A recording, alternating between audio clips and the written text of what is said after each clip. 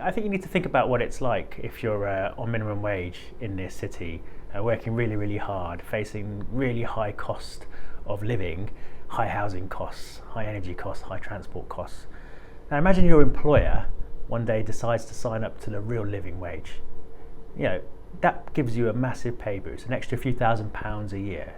That means maybe you can buy Christmas presents for your kids, or you can pay your bills without having to borrow money from your friends or family, or maybe even you can save a little bit of money for when you hit upon even harder times. That's a big difference to people on low incomes, a big difference to their quality of life.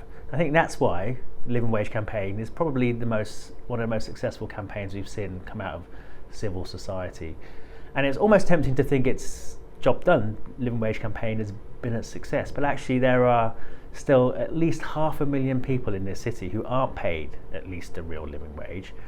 So there's more work to be done. We want to make London a living wage city where all of those people get to earn a decent income. And if we manage to do that, that's over £1 billion of money into the pockets of low income people each year, which will make a tremendous difference to reducing poverty in this city.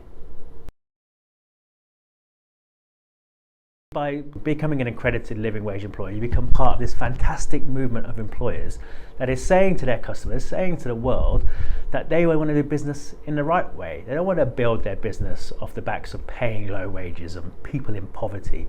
They want to ensure that their staff are well looked after, have a decent standard of living and feel good when they come into the workplace. For those employees, being accredited means that they have the security to know that their wages will always keep pace with the cost of living in a way that the national minimum wage doesn't. We're a proud backer of the Living Wage campaign. We provided about £1 million back in 2009 for the original campaign. And we've recently made a £4.8 million grant to try and make London a living wage city. That's a lot of money for us, but we know that we have to do even more than just give money. The people we work with, we also need to ensure that they are paying the living wage. So our suppliers, our contractors. For example, we have investment managers. These are people who manage our endowment on our behalf.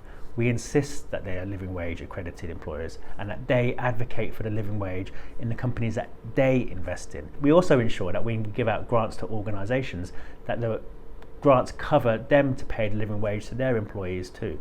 This isn't just about backing a campaign, it's about making sure that the values of the living wage flow through all of what we do.